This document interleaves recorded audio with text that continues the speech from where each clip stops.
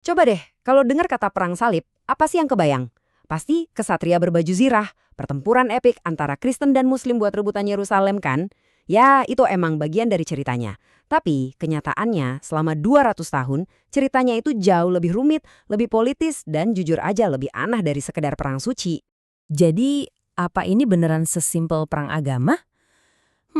Kalau kita lihat catatan sejarahnya, gambaran yang muncul itu jauh lebih berwarna. Yuk kita bongkar bareng-bareng.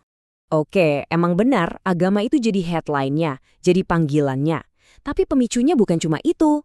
Kenyataannya, ini tuh kayak gado-gado motivasi. Ada permohonan bantuan yang putus asa dari Kekaisaran Bizantium, ada rute ziarah yang terancam, dan tentu aja ambisi klasik manusia. Pengen tanah, kekayaan, dan status.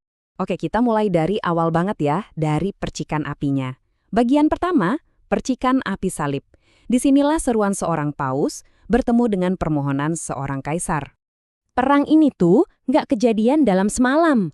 Semuanya berawal dari efek domino. Kekaisaran Bizantium kalah telak di tahun 1071.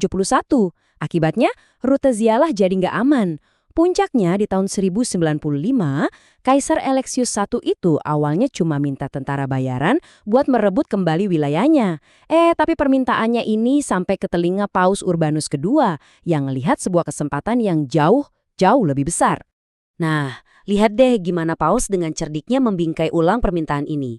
Permintaan tentara bayaran diubah jadi misi suci. Dia ngasih gambaran tentang ras terkutuk yang menyerbu tanah suci. Tiba-tiba, ini bukan lagi soal militer, tapi soal ziarah bersenjata.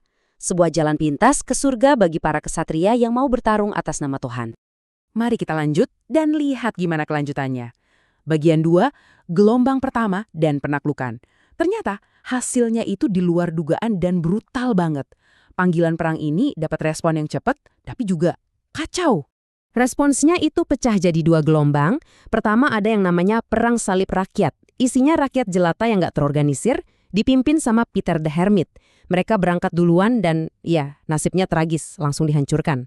Nah baru setelah itu datang Perang Salib para Pangeran. Ini baru pasukan yang beneran dipimpin para bangsawan, lebih strategis, dan pada akhirnya berhasil. Puncaknya terjadi di tahun 1099.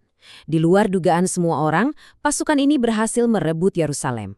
Sebuah kemenangan militer yang luar biasa, tapi dibayar dengan harga yang sangat mahal. Pembantaian brutal ribuan penduduk Muslim dan Yahudi di kota itu. Setelah penaklukan, mereka ini nggak langsung pulang. Mereka justru mendirikan 4 wilayah Kristen di jantung Timur Tengah yang dikenal sebagai Outremer. Ini sama aja kayak mendirikan pangkalan Eropa permanen di sana yang jadi jaminan kalau konflik ini masih jauh dari kata selesai. Kehadiran tetangga baru ini tentu aja bikin kaget dunia Muslim yang waktu itu lagi terpecah-pecah. Ini membawa kita ke bagian 3. Serangan balik besar, kebangkitan seorang legenda bernama Salahuddin, dan perang salib para raja. Pemicunya adalah jatuhnya negara tentara salib Edessa di tahun 1144. Ini memicu perang salib kedua dari Eropa yang ujung-ujungnya gagal. Tapi yang lebih penting, ini mendorong penyatuan pasukan Muslim di bawah seorang pemimpin baru yang brilian. Salahuddin.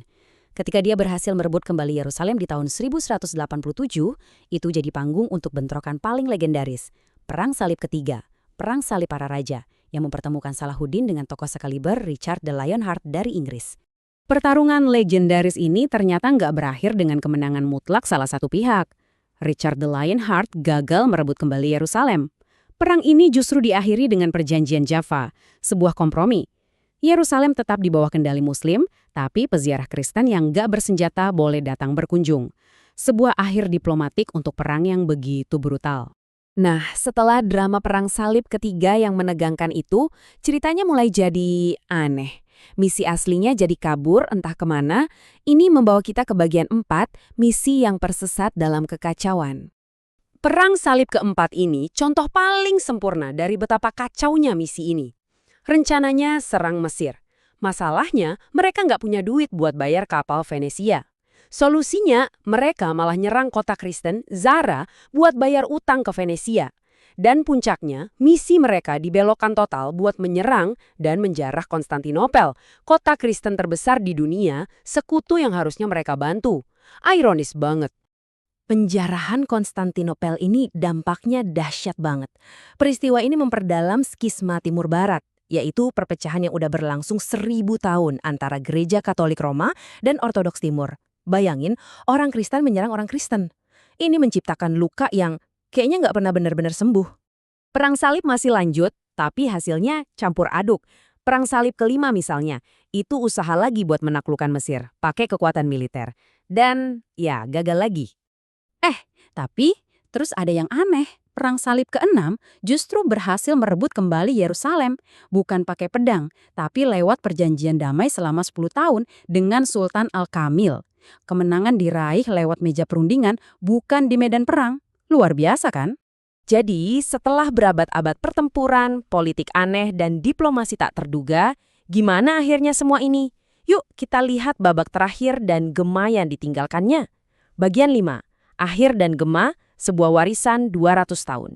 Kalau kita nilai perang salib murni dari tujuan militernya, yaitu mempertahankan tanah suci untuk umat Kristen secara permanen, maka iya, ini adalah kegagalan jangka panjang yang nggak bisa dibantah. Tahun 1291, benteng terakhir mereka akhirnya jatuh. Tapi, warisannya itu jauh lebih rumit dari sekedar menang atau kalah. Dampaknya tuh mendalam dan penuh kontradiksi. Di satu sisi, perang ini ikut membentuk identitas Eropa dan memicu pertukaran budaya. Tapi di sisi lain, perang ini juga memperdalam kebencian antar agama dan bahkan idenya nanti dipakai buat membenarkan kolonialisme. Dan mungkin ini warisan yang paling nggak terduga dari semuanya. Lewat konflik ini, Eropa justru jadi terpapar sama ilmu pengetahuan, matematika, dan filsafat canggih dari dunia Islam.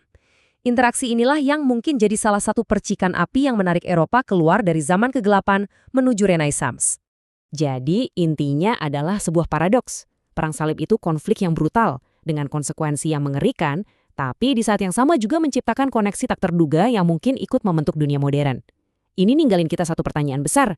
Mungkinkah sebuah perang brutal bisa, secara nggak sengaja, memicu zaman pencerahan? Sebuah pemikiran untuk kita renungkan bersama.